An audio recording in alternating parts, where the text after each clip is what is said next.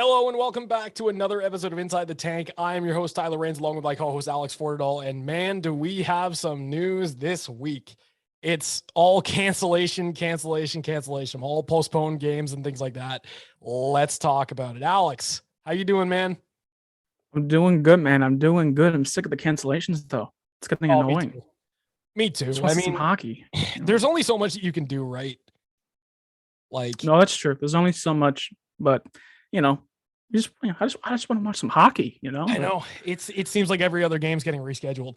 If you're joining us for the first time, welcome. If you're joining us for since other episodes, welcome back. This episode was presented by CW Sports Memorabilia, the best place on earth to get your sports mem needs. Alex, we got a lot to talk about. Starting off with the first three games that happened this weekend. The first game was North Bay, second game was Sudbury, and of course, since Kingston's game got postponed, it was of course that game in Peterborough. Or that game against Peterborough, my bad. So let's get into it. So, of course, that North Bay game was, as you'd expect, tough. It was an eventful game. Very tough. Because for most of the game, they were down 2-1. They managed to come back. Game was tied 3-3 at one point. And then, of course, they lost in a shootout. You never want to see that, but it does happen. Zach Lavoie had a goal, Schwint had a goal, and then Hardy, of course, as the common theme is, also had a goal. So you love to see those kind of things, but I mean, just losing in a shootout, there's something about losing in a shootout to the North Bay Battalion is painful. It's painful. Losing in a shootout in general is painful, right? Because you're so close to winning the game, right? And it comes down to individual skills. Yeah. Oh, absolutely. It's all about individual play right there. I will say though, North Bay is, they're fighting Mississauga for number one in the Central and in the Eastern Conference, right? So any game against North Bay right now is going to be a tough game. I will say though, at least they got a point out of it, right? Because losing and getting a point is much better than losing and not getting a single point, right?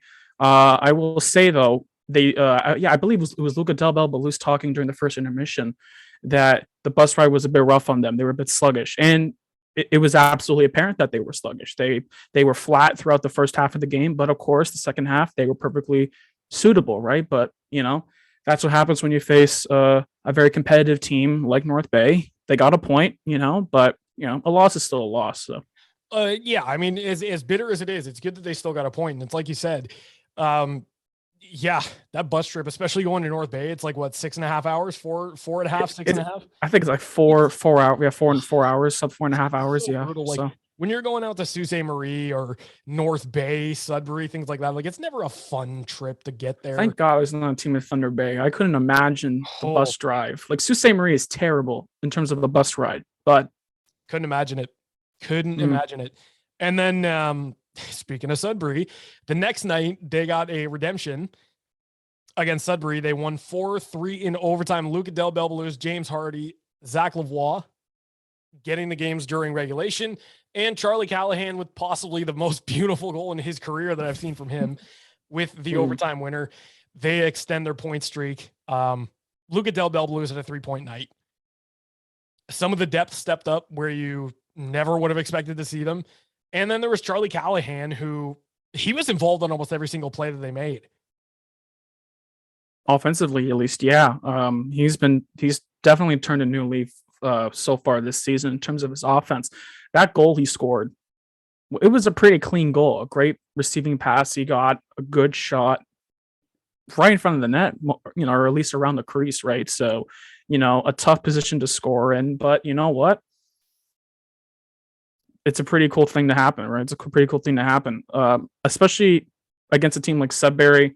You would think Mississauga would win majority of times, but you know what? Sudbury competed hard against them, right? So, Sudbury went the distance with Mississauga, but of course Mississauga did win. I believe, correct me if I'm wrong, Tyler, that game was a back-to-back? Was it a back-to-back? It was, yes. It was a back-to-back. Well, yeah. Okay, well, no wonder. Had that burst of energy.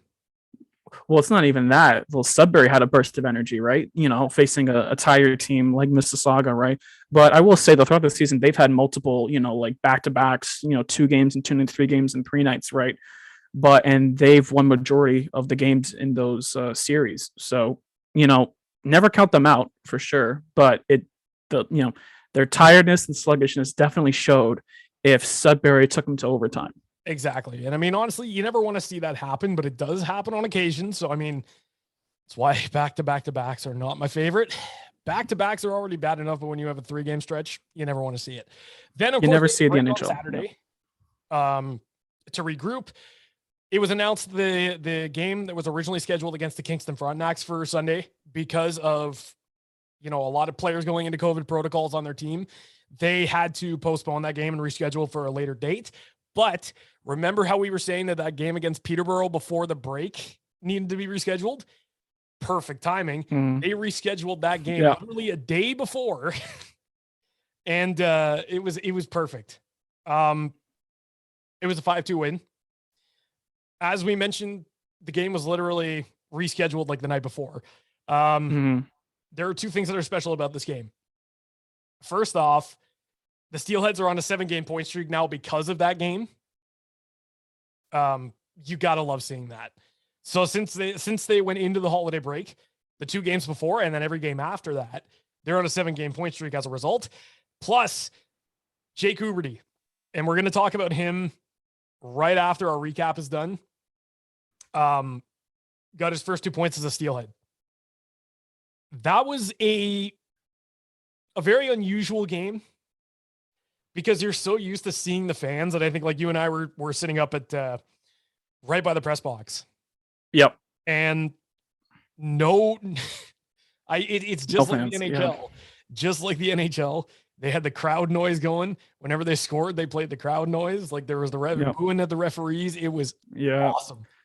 It was really fun. Yeah. It was funny. I mean, it's not the same without seeing everybody there, but it's just such a unique kind of situation to be in.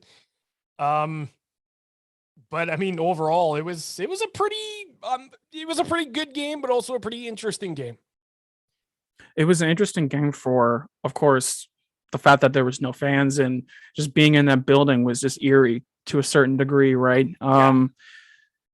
Jake Huberty came in on a day's notice. It's really funny. That whole game was set up on a day's notice, and Jake Huberty was traded from Niagara to Mississauga on a day's notice, right? And so, you know what? Kind of trying to not sporadic. It was a very spontaneous kind of game, right? Like multiple pieces, came in, right? Or the pieces came together to make that game happen, and also to get Jake Huberty in Mississauga, right?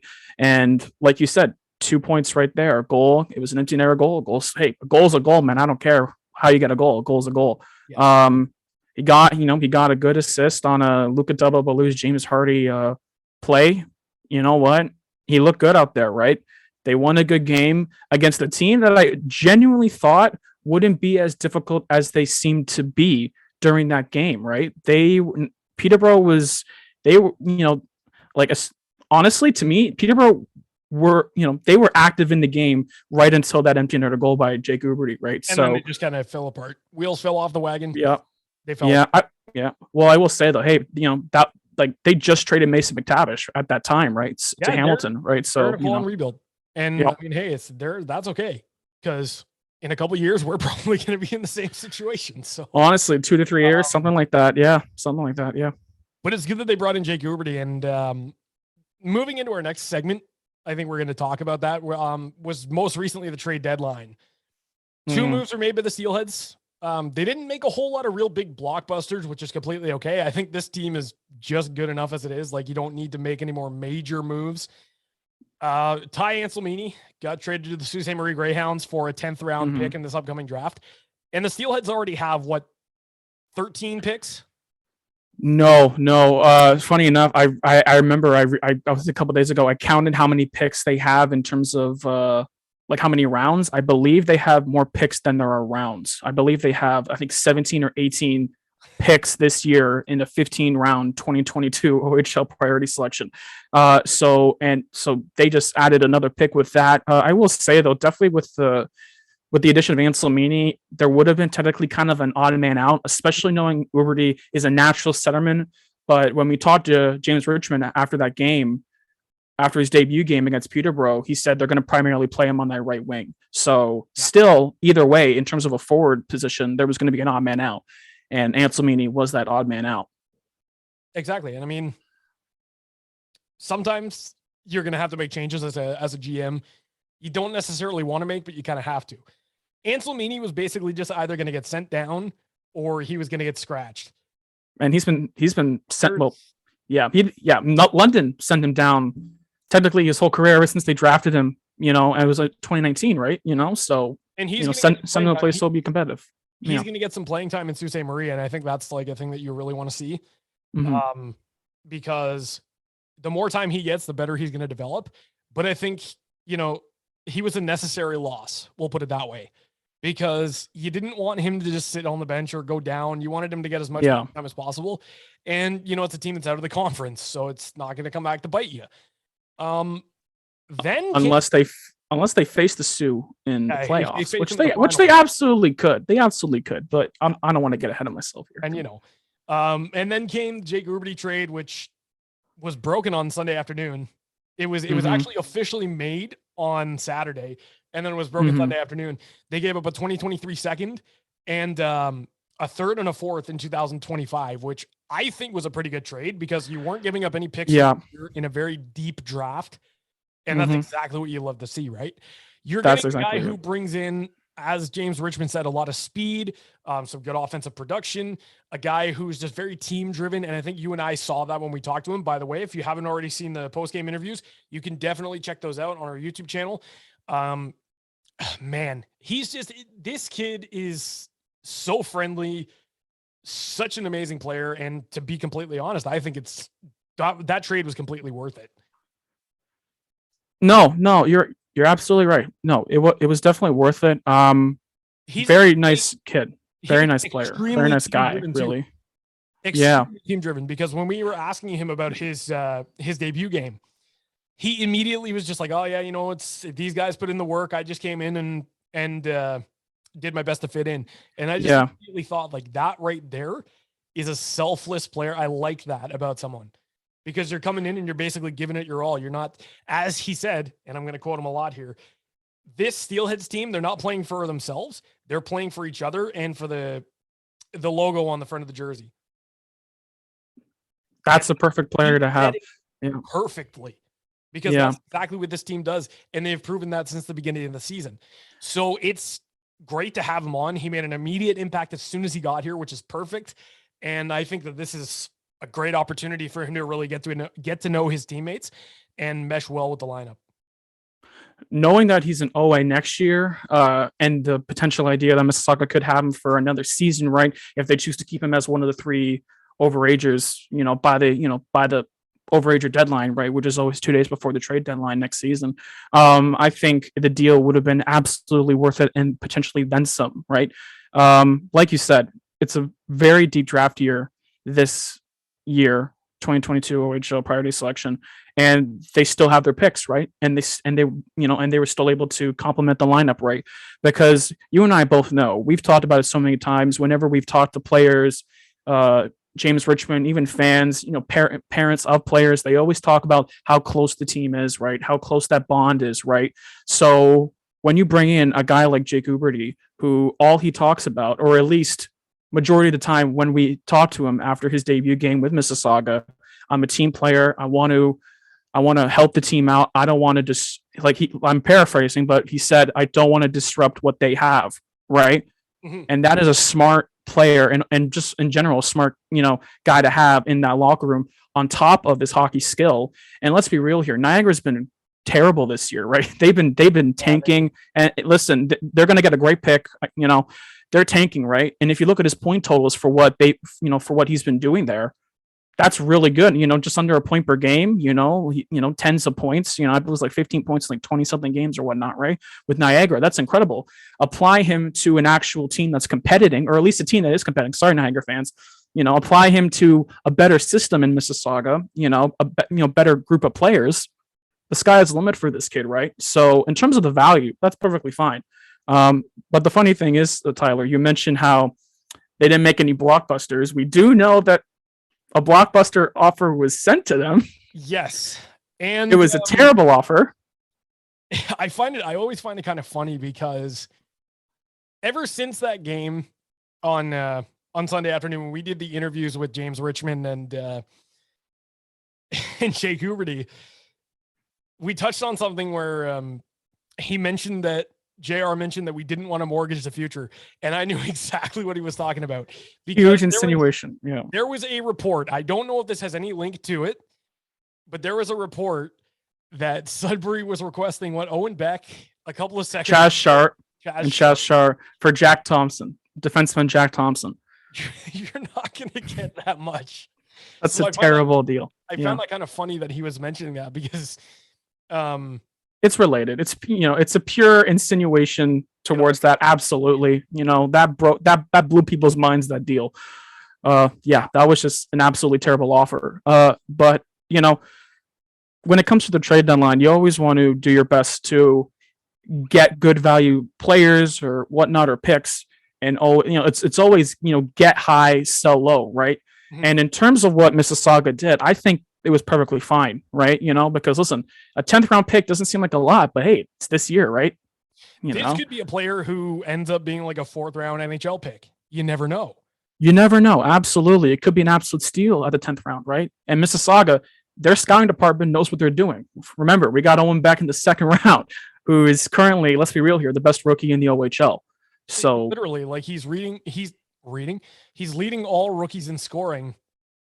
Yep. And this was like 3 games after the Christmas break. Yeah.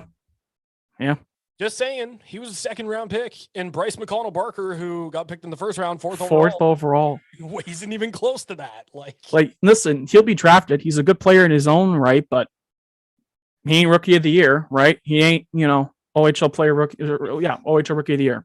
So it just goes to show. The more you do the research, and I'm not saying that any of these players are bad. The more you do the research and you put the time in to develop them, the better they're going to be. So they can be like a nobody from the 4th round, but it all depends on how their development goes with the certain teams. And I think that's exactly what the Steelheads are trying to do, and they've done a great job at it. Now, before we look ahead into whatever games are this week, because we've already had 2 postponed games, I want to talk about this podcast sponsor. And Alex, it's somebody who we know very well and probably one of the best places on earth to get sports memorabilia. And that is CW Sports Memorabilia. Alex, we've talked so much about how you love baseball, you love hockey. We have so many really cool autograph things signed by players and, custom artwork and things like that. What if I told you there was one place to get it where you can get it at an affordable price, amazing detail, and plus you can get any player basically that you could imagine? I wouldn't be surprised, because that is what CW Sports Memorabilia offers. Our good friend Charles Warburton, who some of you may know as the official photographer for the Mississauga Steelheads, runs an incredible sports memorabilia business of, let's be real here, like the prices he offers people is absolutely 100% fair. Everything is perfectly authenticated. A great guy who runs a great business, who sells incredible products, Tyler. Like you said, he sells signed paintings of players, right? Autographs from legends, current players, players in major, junior, right? So incredible business, incredible guy. And it's not just that. He also does custom framing too. So I have this beautiful autographed Mississauga Steelheads jersey behind me, right? It was autographed by the 2018-19 team. If you wanted to get that framed, it's an affordable price. You can choose any kind of wood that you want to. You could basically make the custom jersey frame that you've always dreamed of, and he can get it done for you right there. So CW Sports Memorabilia is one of the best places, one of our favorites to get things from, and we will link them down in the description below. You can check them out. And the best part, Alex, if you use code PROSHOT, if you message him with code PROSHOT, you can save 10% off your first order. That's a bargain, realistically, for the quality of his inventory and his whole hockey, baseball, football, he's always getting in new stuff, right? He's always getting in new paintings, new autograph pucks, new autograph jerseys, helmet sticks. The sky's the limit in terms of Charles's inventory. So again, message him with code PROSHOT or say, hey, I heard you on the ProShot podcast. He'll give you 10% off your first order. Great guy, great business. And there we go. So definitely check out CW Sports Memorabilia. We will link their social media to the description, and definitely go and check them out. So now we're going to look ahead into the next couple of games, Saturday and Sunday. It would have been 4 games, right? Or how many games? Yeah, it would have been 4 games. So there was one tonight against I cannot believe this. There was one tonight against North Bay, got postponed, COVID protocols. Were they going to do a 4-4? They were going to do a 4-4, weren't they? Well, the game against Barrie was rescheduled, so they were going to do back-to-back and then one on Sunday. Thursday, Friday, Saturday, Sunday. That's 4-4. No, yeah, but I mean, like the Barrie game, that's what I'm saying. The Barrie game yesterday got moved to tomorrow. Oh, right. Okay. So the game tonight, part of my ignorance. I thought they were doing a 4-4. I would have thrown something on my wall if that's the case. Yeah. I think the players would have too. They don't really. Yeah. That'd be terrible. Yep. So tonight's game against North Bay got postponed due to COVID protocols. Same thing with tomorrow's game against Niagara. The game against Barrie that was originally canceled right before the Christmas break, that got rescheduled to Saturday. And then, of course, we are at Tribute Community Center on Sunday, so there are no home games this week, to face the Oshawa Generals and Oscar Olesen new trade deadline acquisition. Yep. Suddenly, I'm afraid of Oshawa. Is that a bad thing? No, not at all. I will say though, realistically, on terms of like, I feel like they should be doing a bit better on paper. Realistically, they still have Brett Harrison, right? They still have some of the core pieces from that really big run when Phil Tomasino was traded to them from Niagara, right, in 1920. And of course, Callum Ritchie. You can't forget about Callum Ritchie. He's an absolute star. I don't blame you. I will say though, I expect a win. I do. I just do. It's going to be interesting to see. I think that I wouldn't be surprised if it was like an overtime win, but I think that the way that this team's been playing, especially the goalies recently. Yeah. I don't even need to talk about Joe Ranger. I mean, I go on about him every single week. I'm starting to think that he's or even Roman Bazarin. I'm starting to think that our goalies are actually good. Really good. No, but it'll be interesting to see if we can get a win. I know that Saturday's game against Barrie, they sold off big time. We were making a joke. I remember you and I yeah, a little while ago. Yeah, they did fire sale because they were. Yeah. I tweeted that fire sale, and someone tweeted me back saying it's not a fire sale, but we'll see. They sold Oscar Olsen. It's a fire sale. I'm sorry. He sold a couple. He's literally Ethan Cardwell, Oscar Olsen. Their top 2 forwards. They still have Cardwell, but Cardwell got close to being moved. There was a couple of teams that were in on him. One of them is being Mississauga. That didn't go through because they got Jake Uberty, probably a better choice anyway. And I think that Barrie's a little bit more depleted, which I think they can still be competitive because the names they do have left are pretty competitive. But they're very substantial to win. I'm not expecting Barrie to win 7-4. You know what I mean? It's. Oh no landslide victories, not even close. It'll be Brandt Clark and Ethan Cardwell having a fun time playing. So watch me say that, and then we end up losing 8-5. Brandt Clark scores a hat trick or something. Yeah, well, I hope not. But I'm not expecting Barrie to dominate. Same with Oshawa. I mean, they added a couple of good snipers, but I mean, their goaltending's always been kind of shaky since Kyle left. So I think that it's going to be an interesting game to say the very least, and it should be hopefully next week. We're going to see when those 2 games against North Bay and Niagara get rescheduled. Hopefully, yeah. I'd love to see some hockey, or at least go to a game as a member of media.